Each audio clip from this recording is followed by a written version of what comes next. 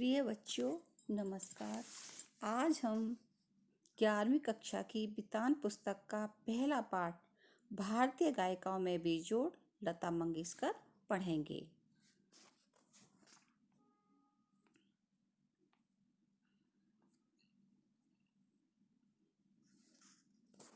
बरसों पहले की बात है। लेखक कहता है कि बरसों पहले की बात है, मैं बीमार था। उस बीमारी में एक दिन मैंने सहज ही रेडियो लगाया और अचानक एक अद्वितीय स्वर मेरे कानों में पड़ा। स्वर सुनते ही मैंने अनुभव किया कि यह स्वर कुछ विशेष है और हटके है, जो रोज का नहीं है। यह स्वर सीधे मेरे कलेजे में जाकर के भिड़ा। मैं तो हैरान हो गया। मुझे समझ नहीं आ रहा था कि यह स्वर किसका है। मैं तन्मयता से या पूरी लगन से उसको सुनता रहा। गाना समाप्त होते ही गायिका का नाम घोषित हुआ, यानी गायिका का नाम बोला गया, लता मंगेशकर। नाम सुनते ही मैं चकित हो गया। मन ही मन एक संगति पाने का भी अनुभव हुआ। सुप्रसिद्ध गायक दीनानाथ मंगेशकर की अजब गायकी एक दूसरा स्वर लिए उन्हीं की बेटी की कोमल आवाज में सुनने का मुझे अनुभव हुआ। यानी कि लता मंगेशकर के पिता दीनानाथ मंगेशकर थे, वो भी एक गायकार थे। मुझे लगता है बरसात के भी पहले किसी चित्रपट का वह कोई गाना था। तब से लता निरंतर गाती चली आ रही है, यानी वो लगातार गाने गाती चली आ रही हैं और मैं भी उसका गाना सुनता आ रहा हूँ।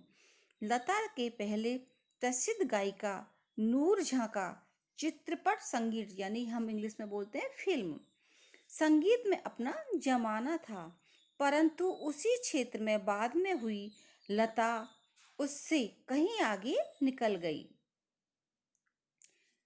कला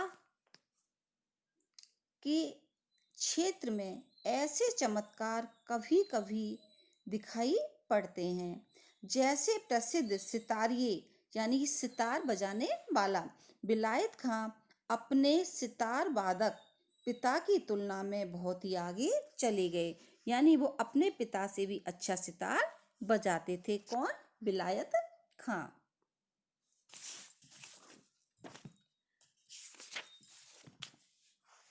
अब लेखक आगे कहता है, मेरा स्पष्ट मत है कि भारतीय गायिकाओं में लता के जोड़ की गायिका हुई नहीं, यानी लता जैसी कोई गायिका नहीं हुई। ऐसा कौन मानते हैं? लेखक मानते हैं। लता के कारण चित्रपट संगीत को विलक्षण लोकप्रियता प्राप्त हुई है। यही नहीं, लोगों का शास्त्रीय संगीत की ओर देखने का दृष्टिकोण भी एकदम बदला है। छोटी सी बात कहूँ, पहले भी घर घर छोटे बच्चे गाना गाया करते थे, पर उस गाने में और आजकल घरों में सुनाई देने वाले बच्चों के गाने में बड़ा ही अंतर हो गया है। आजकल के नन्हे मुन्ने भी स्वर में गुनगुनाते हैं। क्या लता इस जादू का कारण नहीं है? कोकिला का स्वर निरंतर कानों में पड़ने लगे तो कोई भी सुनने वाला उसका अनुकरण करने का प्रयत्न करेगा। कोकिला यहाँ किसको कहा गया है? लता मंगेशकर जी को।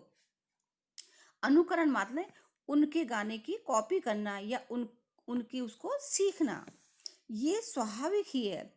चित्रपट संगीत के कारण सुंदर स्वर मालिकाएं लोगों के कानों पर पड़ रही हैं। संगीत के विविध प्रकारों से उनका परिचय हो रहा है, उनका स्वर ज्ञान बढ़ रहा है।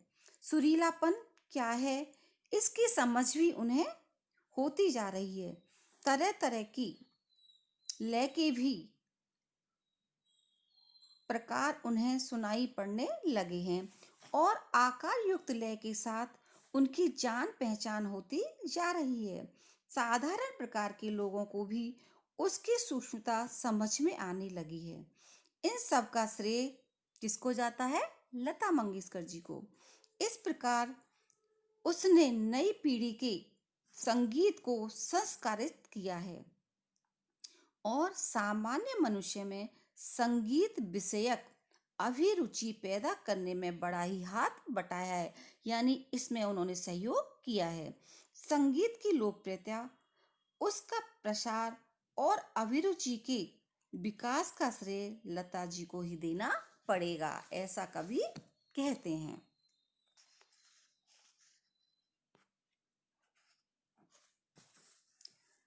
सामान्य श्रोता को अगर आज लता की ध्वनि मुद्रिका और शास्त्रीय गायकी की ध्वनि मुद्रिका सुनाई जाए तो वह लता की ध्वनि मुद्रिका ही पसंद करेगा। गाना कौन से राग में गाया गया और ताल कौन सा था, यह शास्त्रीय ब्यौरा इस आदमी को सहसा मालूम नहीं रहता। उसे इससे कोई मतलब नहीं कि राग मालकोस था और ताल त्रिताल। उसे तो चाहिए वह मिठास जो उसे मस्त कर दे, उसका वह अनुभव कर सके। और यह स्वाभाविक ही है, क्योंकि जिस प्रकार मनुष्यता हो तो वह मनुष्य है, वैसे ही गानपन हो तो वह संगीत है। और लता का कोई भी गाना लीजिए तो इसमें 100% यानी कि 100% यह गानपन मौजूद मिलेगा। लेखक आगे कहते हैं, लता की लोकप्रियता का मुख्य मर्म यह गानपन ही है। लता के गाने की एक और विशेषता है उसके स्वरों की निर्मलता। उसके पहले की पार्श्व गायिका नूरजहां, यानी उससे पहले की गायिका नूरजहां भी एक अच्छी गायिका थी, इसमें संदेह नहीं। तथापि उसके गाने में एक मादक उत्तान दिखता था, यानी उनका गाना सुनकर के लोग मदमस्त हो जाते थे। लता के स्वरों में कोमलता और मुग्धता है। ऐसा दिखाई पड़ता है कि लता का जीवन की ओर देखने का जो दृष्टिकोण है वही उसके गायन की निर्मलता में झलक रहा है।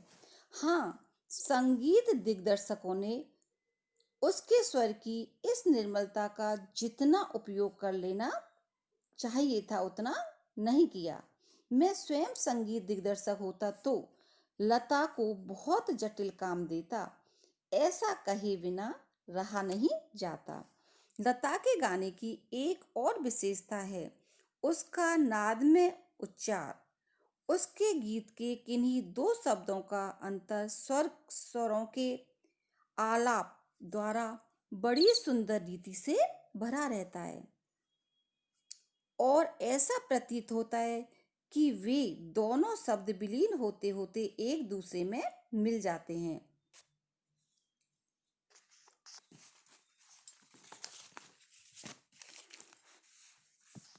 बच्चों, ये हमारी पहल आपको कैसी लगी?